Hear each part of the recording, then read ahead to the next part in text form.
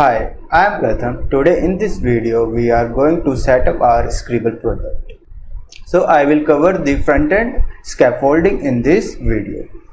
I decided to go with a mono-repo architecture so it will be easier for us to maintain the code and we will get all the backend and front-end code at the same repo, and this will be good for this small project. So in front-end we are going to use a React library with the TypeScript, and for development environment we are going to use vite. So why did I choose a React library over some other frameworks? So first of all, React is a library, so we will get the more flexibility in that. And if I compare the React with like market competitor Angular, so React is more efficient than Angular and gives some significant performance compared to Angular. And one of the main advantage of using React is virtual DOM that is not present in Angular framework. So React library is way faster than Angular application, and also I am more comfortable with React, so I have preferred React over some other frameworks. And why did I choose TypeScript? Because while writing a code in JavaScript we will make more error, and that error will be harder to find. So TypeScript helps us to get the error at a compile time, so we can easily debug them and write a correct code. So that's the use of TypeScript in this project, and you should use TypeScript if you are using some JavaScript framework. And also you have heard like CRA, that is Create React Template, which is a framework and which provides a development environment to the React, but I prefer Vite because it is more faster than React and do fast loading while development. So let's create a Vite project. So let me go to the documentation of the Vite so we can make a project. So here you can see that I am at the official website of the Vite, and here is a command to create a Vite project using React, but this is a command of creating a Vue project, and the Vite supports these many project templates, and we are going to use React.js. So let's create a project scaffolding here.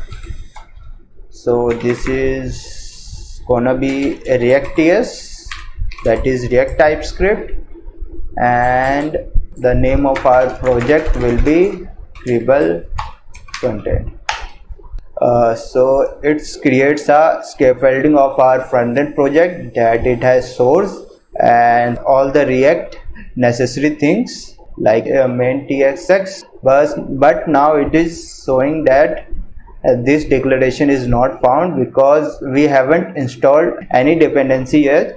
So let's install it. So I'm moving to Skribble front-end project and just writing npm i for installing the packages, which is written at this package.json and essentials for React framework and for TypeScript. So it will take some time and it has already installed the dependencies in the node modules, that you can see that. If you open the package.json, you can see there is a large object, a JSON object, and we have a key script. Inside that there are some written keyword, that is dev, build and preview.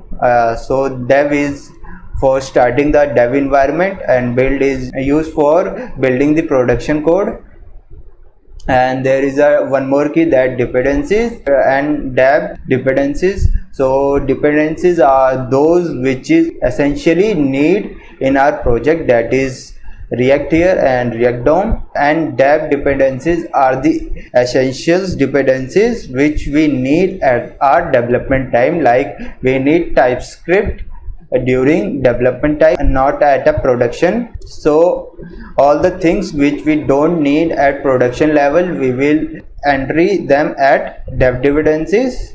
So at production we have less code and the size of the project will be lower than usual. So let's try it if it is running or not. I write npm run dev to start a dev server, and it is started at localhost 3000. So let's check this. Yeah, it is showing the React basic template which is provided by the every React template. So let's change it like so. We don't need any favicon right now, so we will delete it. And also we don't need app.css, and we don't need logo.svg. Now we will also delete it from here, the link, the favicon link.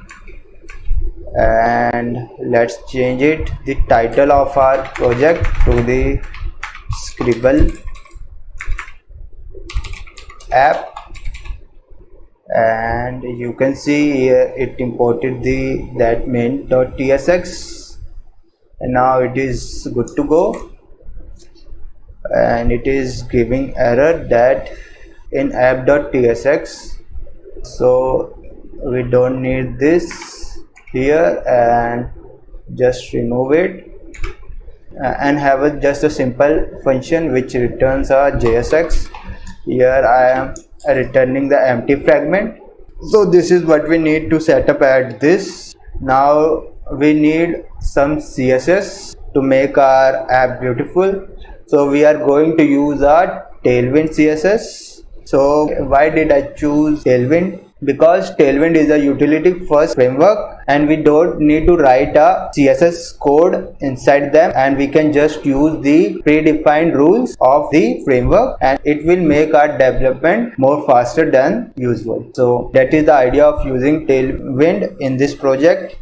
So now let's install the Tailwind CSS. Let's go to the official document of the Tailwind CSS, and you can find it here, the installation process of Tailwind using PostCSS. We are going to use PostCSS dependencies to install the Tailwind because we are using some build tools like Vite here. So PostCSS plugin help us to integrate the Tailwind CSS with Vite. So this is how we are going to do it. Let's copy it and paste it here. And now let's copy it to initialize the Tailwind CSS. So it has created a Tailwind config file here. So this Tailwind config file will help us to extend the Tailwind predefined classes. And now we need one more file, that is postcss.config.js, to integrate it with postcss. So let's have it here, postcss.config.js, and paste it here. Now we have to tell the config file on which content we are going to have our CSS. So here it is written as HTML and JS. So this is a regex, so let's paste it. And we are using typescript file, and mostly we need it at tsx. So we have mentioned our file extension here, so it will now also included the tsx files for using the Tailwind CSS. So now we have to paste this to import the Tailwind CSS in our app. So let's paste it in index.css, and it is already imported here, so we don't have to import it again at app.tsx. And now let's check that it has successfully set up or not. So let me just use it, and write some code here like hello Skribble Project inside a div, and let's use Tailwind CSS that I want to make the text color as red, and let's 600. Here you can see we have predefined classes and we can easily use it. Let me again restart my server. You can see that now here hello Skribble project is in red color using the Tailwind CSS. And now we need to set up a Es-Linter. So what does linter do? Linter is used for code maintenance and to maintain the code quality inside the project. So it will make the code more readable at the repo. So that's a job of linter, to assemble the file and prefix the things inside the file so that all the good quality code is going to be pushed at our Git repo. So now let's install Es-Linter in our project. So npm install ESLint, add that dependencies. So it is going to install the ESLint in our project. Now initialize the ESLinter at our project. It will ask something. Let's press yes to check syntax, find problems and force code style quality. So we are choosing that, and we are using import export in our project and React project, and we have used TypeScript. So press yes, and we are going to run this at browser because it is a front-end project, and we need to use some predefined linters. So we can choose it from here, and I'm going to choose the ESLint config of Google. My config file will be going to be of JSON, and now it will install all the things using npm and take some time. It has installed all the necessary dependencies of ESLinter, and we have here ESLinter JSON, that is the config file, and you can see that we can also override the rules. So if I wanted that, we can use unused variables in our project, which is a bad idea. So I can just override it like this, that no unused vars, and I will off it. So now I can also declare unused variables in my project, and it will not give any error to me. This is how we can override the rules. So but we don't need it now. We will override the rules when we actually need. And now we have to initialize our project with Git. So let's go to the parent folder and initialize Git, and it has initialized our Git.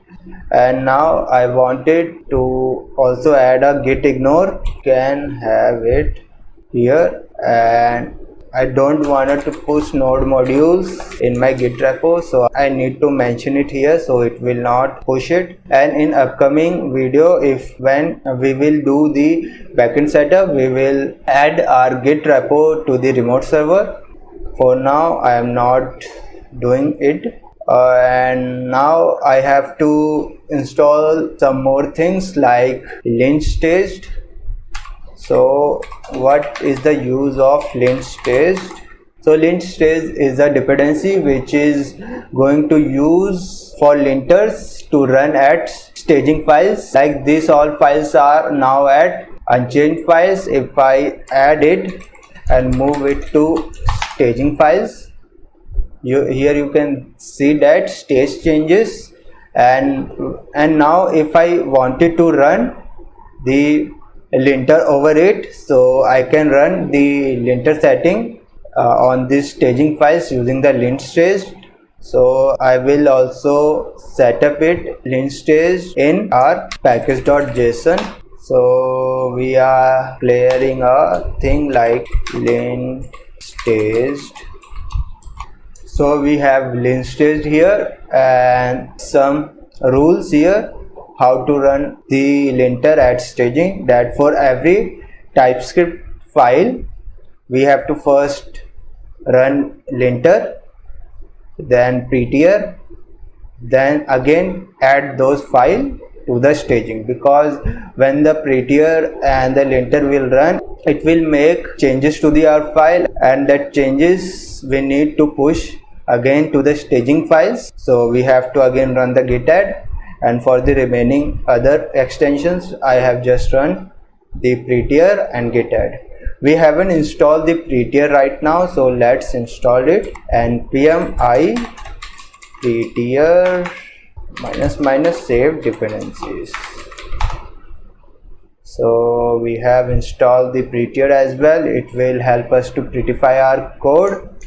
And at last we need one more thing, that is Husky. So what does Husky do? So Husky acted like a hook to the Git Commits statement. Whenever we type git commit, then the Husky function will run, and it will run all the things which we have going to write inside this configuration, Husky configuration, and then it will call the git commit. So it will help us to automate the linter thing. So how can we use it? Husky here.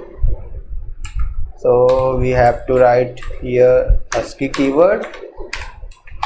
Inside it we have to mention that we are going to use a hook that is applying on the pre-commit hook, that is going to be called before the commit statement, and this all the lint stage thing will be called inside the hook. So whenever we do git commit, it will run this linter setting first automatically, and then push it and then commit it to the branch. So this is all what we need to set up at front end.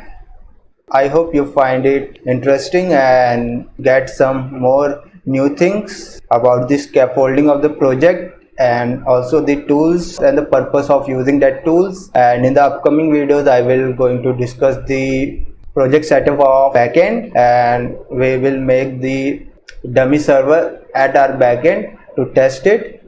And if you like the content, please share it and subscribe to the channel. Thank you for watching.